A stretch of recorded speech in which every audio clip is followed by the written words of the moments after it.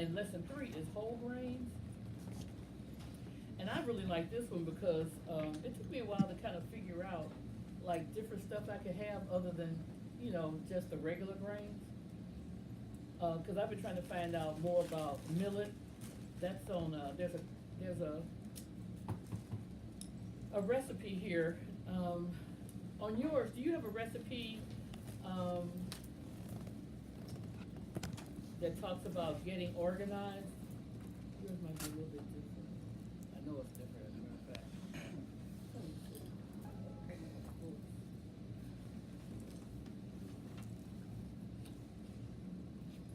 And this particular one,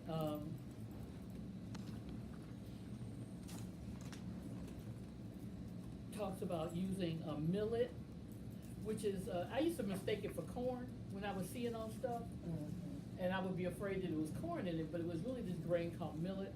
And then whole wheat couscous. Couscous is kind of like that quinoa stuff that we tried before. But you can do a whole lot with couscous. It's really good, like if you like stews and things like that, you can use that instead of rice.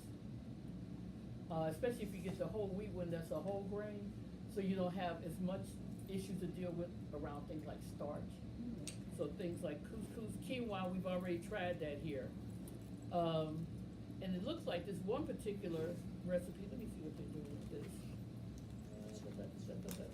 Yeah, they're making like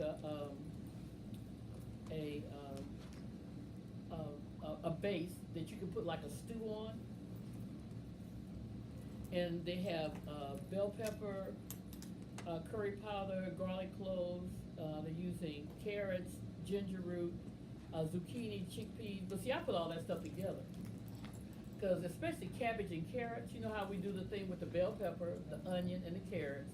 If you put cabbage with that, and then maybe use some type of vegetable stock, or either if you're still eating meat, you use chicken or you can use fish with it. And what you do is you saute the carrots, the bell peppers, and the onion. Then you put the chicken in there. And usually I let that cook steam for a little bit, take that out of the skillet or whatever you're using to cook it in. And then I add, if I was gonna put fish or chicken, I put that in the same skillet that I used before so it kind of gets that seasoning. Add a little seasoning to it. Then put the vegetables back in there on it and let it steam down. And then you would eat it over couscous or brown rice or, I'm not sure about millet though. To be honest with you, I've never tried millet or anything like that for just, putting as a base for something. But things, and you want plenty of garlic and stuff like that in it, and you can add zucchini, chickpeas, 'cause a lot of people use chickpeas. What else? There's another name for chickpeas. The chickpeas, because they use it for hummus, when you make it hummus. But like I use some chickpeas in this vegan gumbo.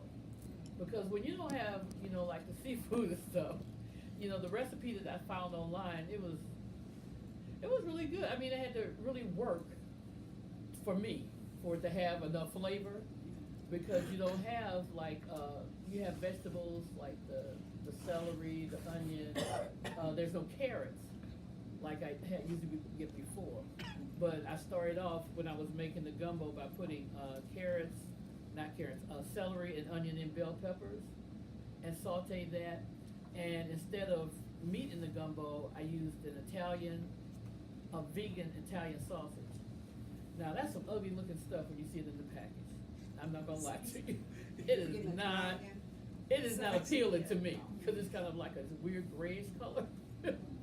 So what I usually do is take it and put a little olive oil or something in the bottom of the skillet and let it get a little bit of twinge on it or something. I slice it up because it comes in strips that look like hot dogs or like an Italian sausage would look. And then I just slice it up in little diced parts and then, brown it off a little bit on both sides. And then what I did was I posted a picture online to show what it looked like once I added it to the celery and the onions and the bell peppers.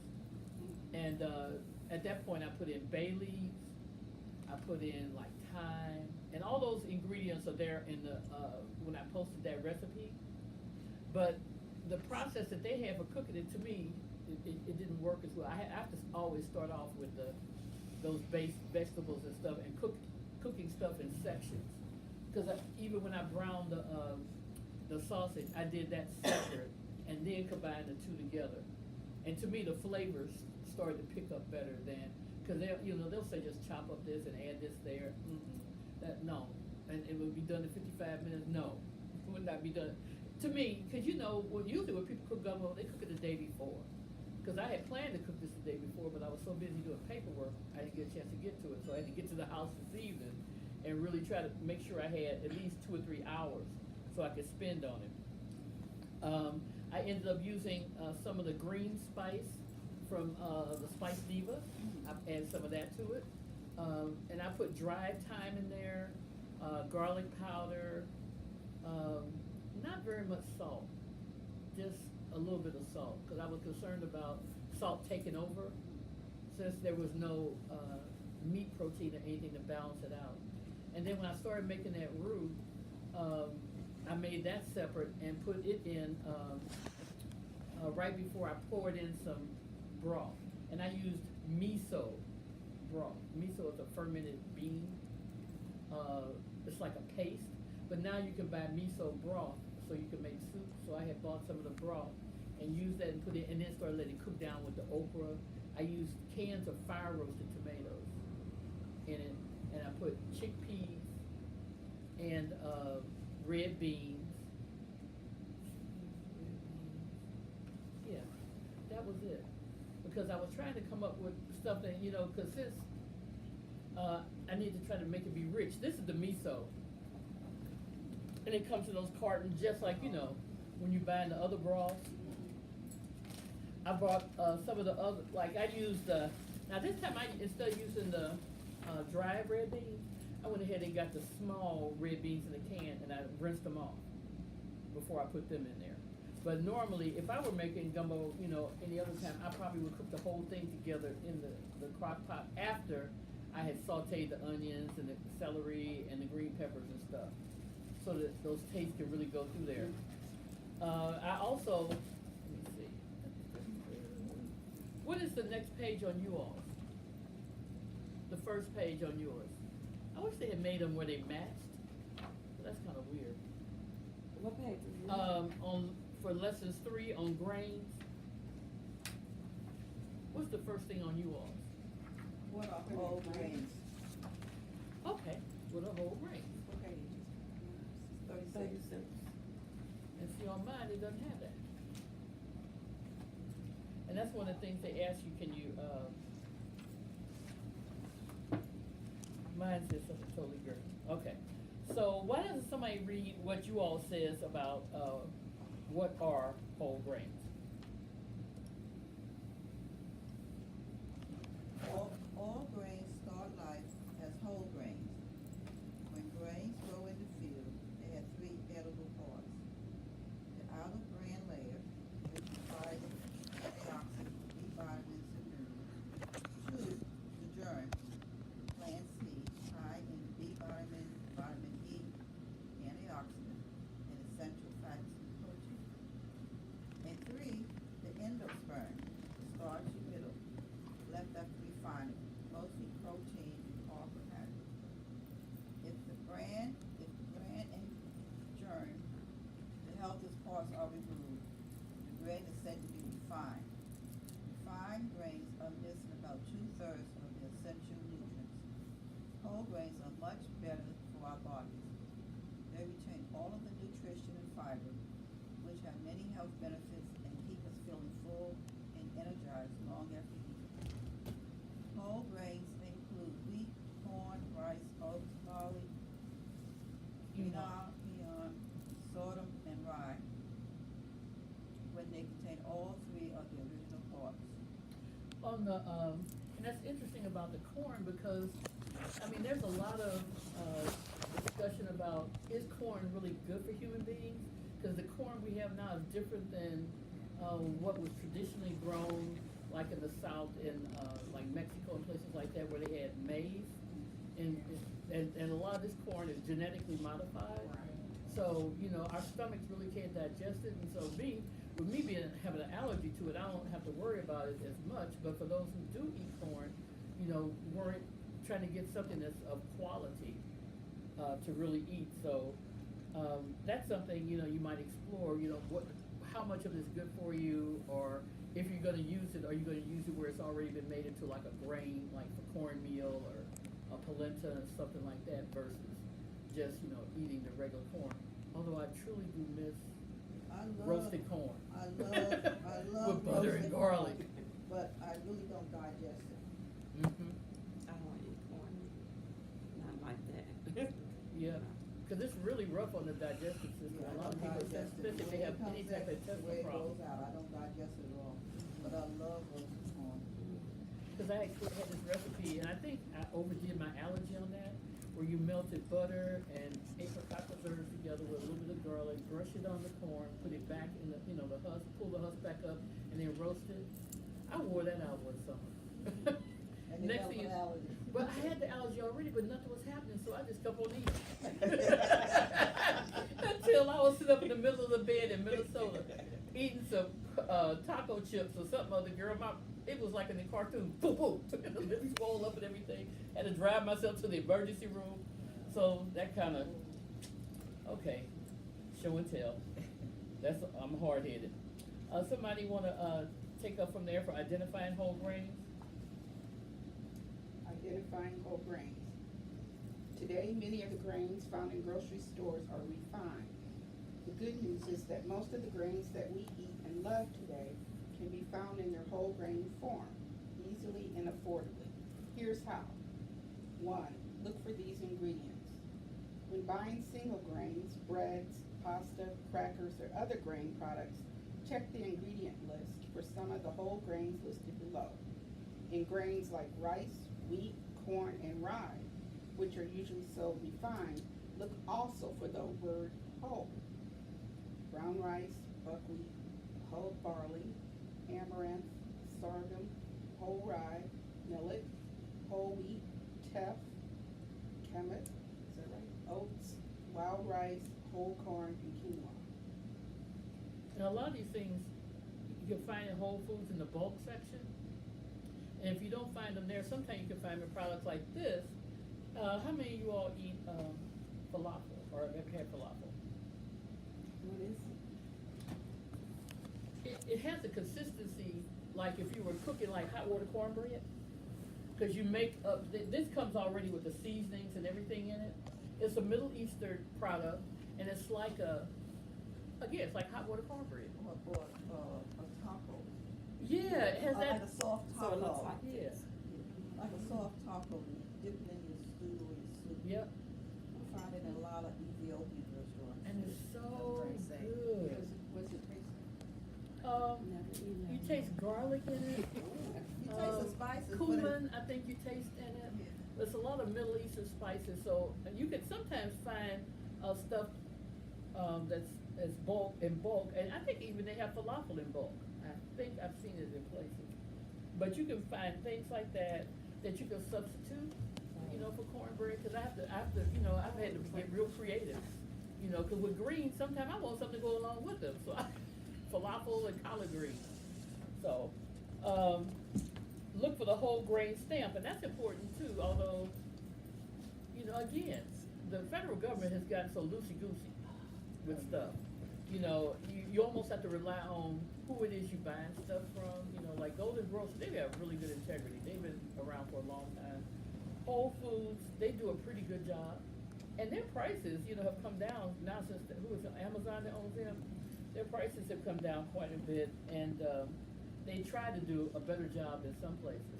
But sometimes even Snooks has, you know, you can find good products there. I'm just hoping that now in our neighborhood that they're opening this place down here on 12th Street. That will, yeah, some kind of green something that's gonna be opening up. And yeah, that we can get some good products in our neighborhood, but hopefully at a reasonable price. The next one is the next one on yours, why are grains so important? Yes, Okay, no, why are whole grains, yeah, good for us.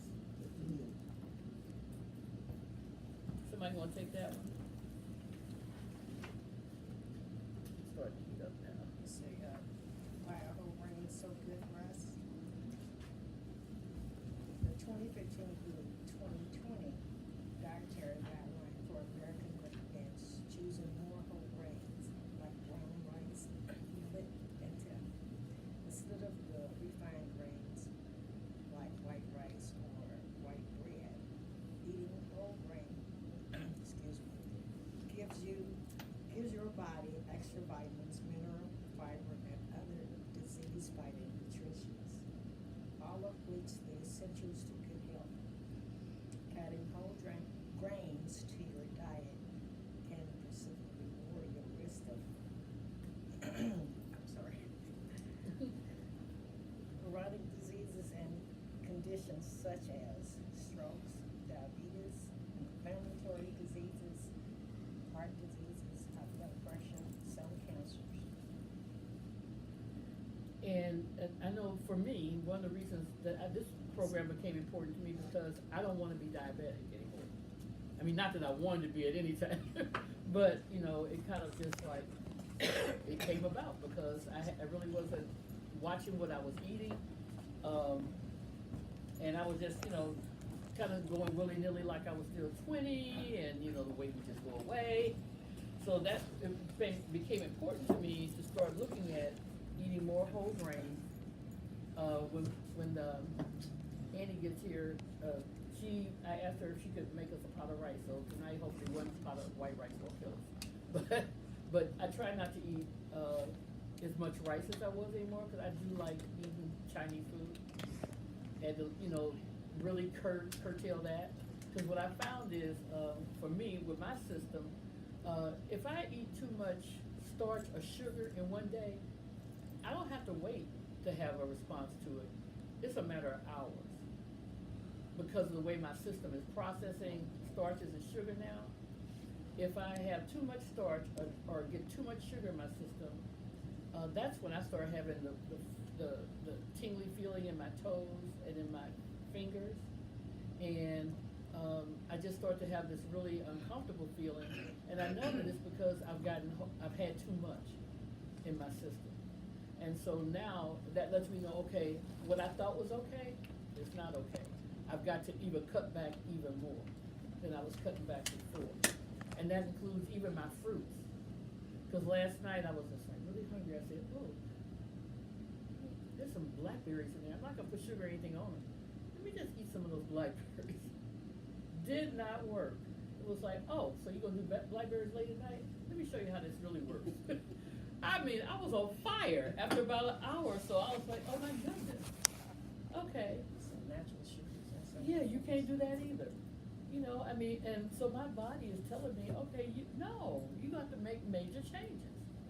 You cannot sit up and eat some blackberries at night, and you're not active and moving around and stuff because that sugar, hey, come on in, that sugar, really becomes intense. So now, let's see, you also have the power of fiber on yours. Somebody want to take that, the power of fiber? Sure. In which one, 2015 or the 1950s? Okay, so in the 1950s, the scientist named Dennis Burkett discovered that many diseases that American and Northern Europeans suffer from, such as cancer, obesity, diabetes, and heart disease, were either rare or unknown in Africa. Dr. Burkett was so impressed by the health of African people that he spent most of his career studying their traditional diets. Mr. Burkett found that Africans' native diets contain such more fiber than the diets of many other countries, from whole grains and cereals to tubers and vegetables. His research connected this high fiber diet to the extremely low rate of chronic disease in African people. He recommended this type of diet for most of us. And see now, they're trying to introduce all of our products to Africa for them to change their diet because we're cutting down on it, so they need some new consumers. That's what this young man, he's always posted on Facebook about parasitic capitalism. Trying to constantly keep our products out in front of each other, McDonald's and all that kind of stuff, when there's all this wonderful food that's a part of the tradition of a lot of different cultures. And so by having, looking at the old ways that really worked for us, you know, and incorporating those things into our diet, we do a much better job of taking care of our health. Why don't we move over from, and I just want to mention this too, cooking and eating together, how important it is, because that's one of the things it mentions here, how important it is for us to look at ways that we can share meals, even if you only share it with one other person. Okay? Not just, you know, eating alone, because a lot of times when we eat alone, you know, it's just, we find ourselves eating all kind of different stuff. But also, you know, it's not as good for our health. It's good to share meals with somebody else, because that's, you know, a way of being connected to other people, and it's a way of also checks and balances. Because Shell's mama spoke on that. did she? She spoke about the Yeah, importance. I said some, Michelle Mhm. said. She spoke about the importance of having a meal together. Mhm. And for a while there, she would always wait for Barack to come in and all that. But she realized that it was not just little girls, that they needed to sit. So we cut the promise, she said, we haven't done it at 5 or we haven't done it at 6, and that's when they would sit and have a meal. And he would have to race to make it. Mhm. Because she said it's very important that as a family, they set extra. Cause I remember growing up, you know, it was just really nice to have, you know, family. And even though I recognize that society is changing, you know, things are evolving, or are they devolving? You know, some of the things we think are progress really aren't progress. We regress in a lot of ways. The things that will keep us healthy and whole may be things that were, you know, we can take what we had in the past and we can modernize it, but bringing back some kind of way of having shared meals is really important, even if you only do it once a week. Just once a week, you know, to get together. I remember a good friend of mine, her mom would cook dinner every Sunday. I couldn't wait to get over her house. Cause it seemed like everybody they knew was coming over there for these chicken wings. And they were good too though. Miss Thompson, some of y'all know Hank Thompson. His mother, Margaret was one of my best friends, his sister that passed a few years ago. But it was something about going over to Miss Thompson. My mama didn't like the fact that I was going to Miss Thompson's house on Sunday. But she was like, well, at least you're going to somebody's house. You know, you're not just riding around. Because fast food is really killing us. Where we just grab stuff and just pick it up and stuff. But if we can, even if we can find a group of friends, you know, that make an agreement to try to get together with somebody else at least once a week.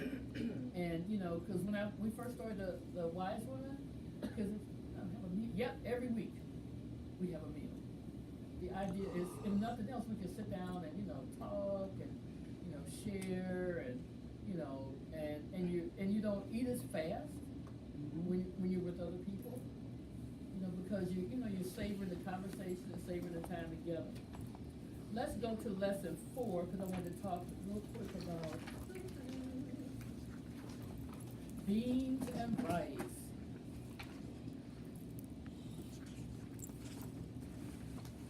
And the good thing is you can usually find beans pretty much anywhere. And even with, what do you call them, food pantries, you can usually, if all else fails, if you can get yourself a hold of some seasonings, you can get you some beans. And a lot of, I know when I lived in Indiana, well, they were on top of it. They had, everything was whole grain, they had beans, they had lots of vegetables. There's a few pantries here that, you know, really try. I think the one at, there's a church around the corner of Euclid and Washington? Yeah, an Episcopal church. They usually give out vegetables. There's a few that still give out vegetables, but places where you can find, that's one thing that you can generally find, and if all else fails, put you some carrots and some black beans, that thing again, carrots, onions, celery, and bell pepper, and, you know, cook you some beans and put some seasonings and stuff in it. Sometimes I tend to want a little bit of sweetness to my beans, so I might add maybe some real maple syrup, maybe a tablespoon of that, or some honey or something to it, and then let them cook down.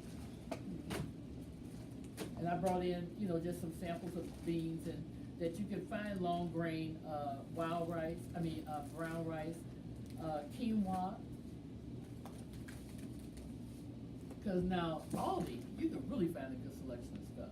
Cause I get the red quinoa there. You can find red, you can find, whole wheat quinoa, and this is supposed to be a superfood, quinoa. And then I found this, some sprouted, rice blends. Something you can find some good blends that have, I got this at Sable out there on, Manchester before they closed. But you can still find them at, and what I found is that guy up at Aldi on Natural Bridge, if you have something that you want and you tell him, he'll make sure that he gets it in. A lot of stores are really like that. And so you can still save money, but get those too. So, I'm sorry I'm kind of rushing through the beans and rice, but if you can kind of read over it and look at, there's so many different ways, like with beans to cook with coconut milk. Coconut milk is a good thing that you can cook beans in. You don't have to always just cook in water. That miso that I showed them a carton of miso that you can use. You can find, you can take your vegetables and start them off with the carrots, celery, onions, and bell peppers, and put your seasoning in there. And then once they soften up and cook, and you could add your water and your seasoning to it, you would really have a nice vegetable broth that you could put some beans in. Coconut, add some coconut milk to it, or a can of fire roasted tomatoes, or chop up some fresh tomatoes to put in there with it. But there's a lot of things that you can do. And if you still want to use some type of meat, but just try to, originally meat and vegetables and stuff like that was supposed to be for seasoning. But we got to the point where you have 4 leaves of greens and a leg of a hog in there, and or beef or something, and no vegetables in there. Or we cooked the vegetables down so far that they didn't really have any value to them. Inside your booklet, on page 47, it shows different kind of peas, beans. Mung beans are really good too, and I'm hoping to grow some mung beans this summer. Those are really healthy, and you find those in a lot of different Indian foods. Different kind of lentils, they make a really good soup. Really good soup. The same way that you might make a pea soup or something, you can use lentils instead. Again, with the carrots, the celery, the onions, and the bell peppers, and cook the lentils down. And then they're really good with curry. Lentils with some curry in it, so you can use that. Now, I don't want to forget something that I had mentioned that we were going to do. So we're going to kind of go around the room, and everybody can say their name and maybe tell about a good memory that you have about food in your family. What food really meant to you. How was food used in your family? Besides just something to have for nutrition, but what did you all do special around food? Who wants to start?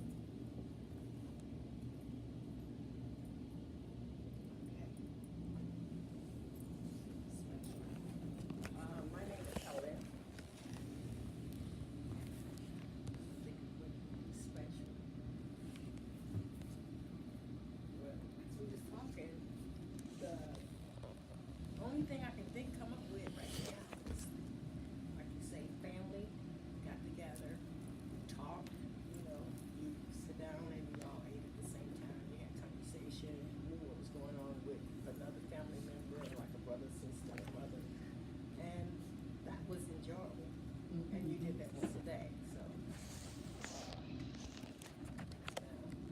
As far as nutrition, back then, we just ate everything. So, but everything was good for you because it was all natural, so. That was my experience. Somebody else? Well, it was me, my brother, and my sister, and we eat dinner together every day, and that was we talked about anything. Everything was off. Anything you want to say, okay? She always ask the questions,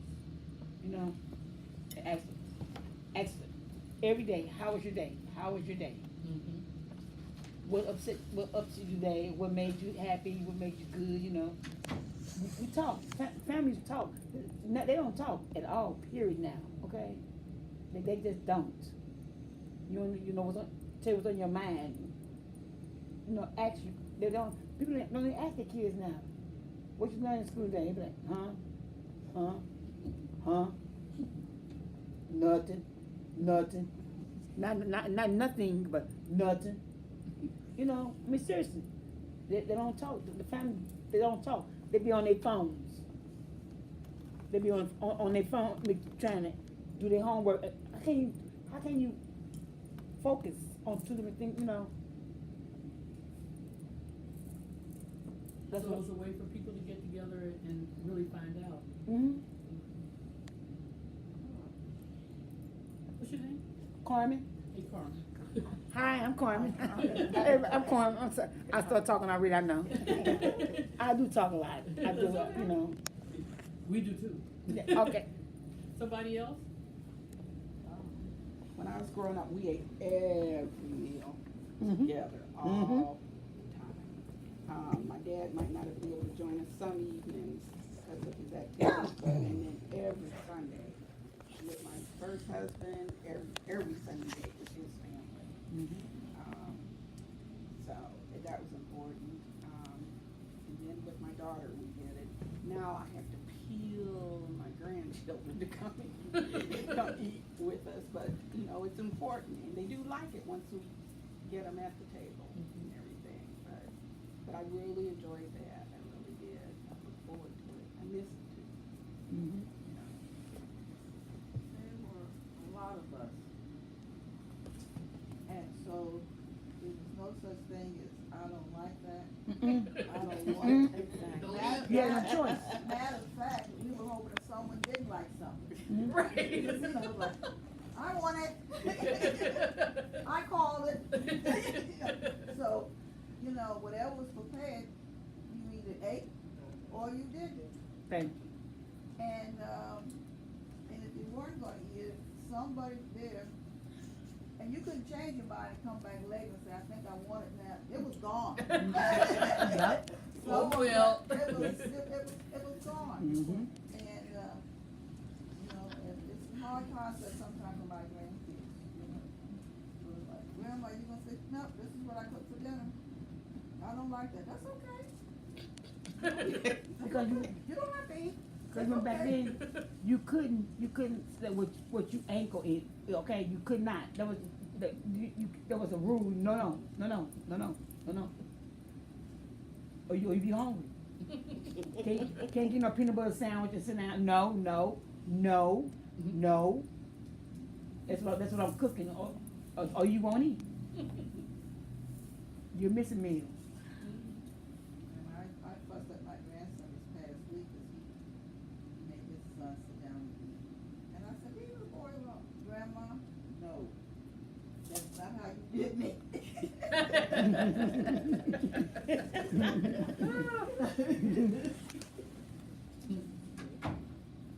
Somebody else? Don't think y'all gonna get out of this. You over there, that wall over there. Okay, I just want to. Yeah, I'm talking to y'all over there. Everybody wants to say their name, so. Hazel. Who gonna go next? Oh, and I'm Denise. That's Hazel. You wanna go next over there? He's like, Will you please, say Lord, your name? don't make me go next. Denise. Oh, did they? Well, I'll tell a funny story about my dad. Both of me and my father liked the chicken thigh, and both of us liked the skin of the chicken thigh in particular. So we had this thing when my mother was getting ready to cook chicken thighs. Whoever got to them first would eat all the skin off of them and then flip them over. So you knew if you came and they were flipped over, then you would you didn't beat it, because they never even got to the table yet. They were in the kitchen. You know what? You had to figure out some kind of way to get my mother to turn her back. And then when they bring them in and be like, and my father would sit there and I swear he would have a stack of bread this tall whenever we had chicken. So but it was just kind of a game, you know, around the food. And it was, you know, no harm, no nothing, just, you know, we had that game going on around the chicken thighs. Somebody Mhm. else. Okay, fine, I'll go. Your time. My name's Trey, and cooking is important to me because I grew up country, you know what I'm saying, with my grandmama, and we used to go out in the garden and we would go pick greens, and I would actually have to go pick okra and hurt my hands and actually sit down with my grandmama and pick the greens that we grew. And Yeah. we cooked the food that we grew, and the one thing that had always scared me because I had to do it myself was pop the chicken's neck and pluck Ooh, the chicken You myself. did that? Yeah. I did. I grew up learning how to do that. Oh And my. then it run after you after the head was Yeah. off. Yeah, and my grandmama used to grab the mallet and like Oh. it Yeah. meant nothing and cut the head off Oh. and get the plucking all in the same. Pop it in that hot Oh. water. Yeah, you know, well, my grandmama is from Southern Illinois, Pulaski, and you know what I'm saying. That's the way she was raised, and that's the way my grandma raised me. So I grew up old fashioned, you know. So that's what I like about cooking. I kind of miss those old days because, you know, we had real cast iron skillets, and the flavor to me back then, the way it is, and the flavor now is completely different. Even the smell when you walk in the kitchen from back then and now is completely different. I saw my grandmother kill a chicken, and I didn't eat chicken for a long time. Yeah. No. You remember the purple hull peas? Yes. The what? Go out there and get them in that garden and you shuck them peas. Yeah. The Hands be all peas in the purple. pod And hurt she when make you make pop the the when you holder pop like the things peas. out of them. Peas when they come originally on the vine, they hurt because they're in a pod. You have to pop the pod and you have to get it out. So it takes a lot of peas to get a good amount of peas to actually cook for dinner. That's why when you get peas now in a can, it's so processed because the process is really hard if you're actually doing it. Yeah. Because they come in a pod about that big. And there's only maybe 6 or 7 in that pod. Yep. And you got to pop that pod and you got to put them in there, you know. And You I never knew eat that. meal. yeah. I never knew that. You really do appreciate it because you Yeah. work for it. You Yeah. work for it. Yeah. You have to know. You got to have been out there in the country. Yeah. I never knew. I'm from born in the city. Okay. Okay. Seriously. I have some cousins from Arkansas, and they cook everything, but tutor and rooter. Seriously. They, you know. I say, y'all did what? I did what? They from Arkansas. Well, we had a washing machine that was outside. Yeah. The ringer? I had a washing machine that was outside. I've seen that. When you come out our back door, Yeah. we had a washing machine that sat by the back door. It had a ringer. As a kid, I used to always get in trouble. I used to stick my hand in that ringer. Yes. Yes. You know what I'm talking about? Yeah. Yes. I used to Yes. stick my hand in that ringer all the time. We had one of those. My granny had one of those too. And then Yeah. when the ringer wouldn't work, you cranked the side of it. Yeah. Yeah. And Yeah. we had a real clothesline when you actually hung up clothes. Yes. I remember doing that. And the I learned how to do that clothes smelled too. so good when they came off of that line. It is. Yes. And Yes. birds never pooped on them. That's true. I never thought Yeah. about I that. never figured it out. And you never had to use all this scented stuff in No. your Yeah. clothes. It was just natural. Yes. And she loved bleach. My granny loved bleach. Bleach. She did bleach clean everything. And most people too. Yeah. Come on now, Shalonda. Okay. Mhm. My name is Shalonda, Mhm. and I truly miss my mother and my family was from Mississippi, so we spent like every other holiday either in Mississippi or my grandmother and my uncles came here. And I mean, when I say, like Trey said, we grew everything. There was a cornfield, we had pigs. Pigs. My grandma had hogs. They were hogs. Oh, hogs, Yes. yeah. Had chickens. We literally had to go out, get the eggs, and go feed the hogs and get all the vegetables, the peas, the greens, the cabbage, and we had a pecan tree. We had a peach tree. What y'all label those And back I then? actually know, I wouldn't know now, but how to do peach preserves and gel stuff. And my grandmother had they called it a pond, but it really was a lake. Yeah. Like 10 feet out from her house. And we literally, sometimes my grandfather would take us out on a little boat. And that's how we got our fish. we call catfish, perch, Mhm. and bluegill. That's how, you know, so to come to the city, and even the dogs didn't come in your house in Mississippi. And they didn't, I never knew until I got older that dogs actually had dog food because the dogs ate the scraps from the house. That's true. Whatever you threw That's out true. Right, there. you threw it out the back That's door. true, and that's what And the the dogs dogs, ate. I don't know where they be, but your dogs, they come and they eat and they drink seriously, and they ain't bothering nobody. You know, nobody ever heard of getting rabies or getting bit by dogs. And Yeah. They was all healthy back then.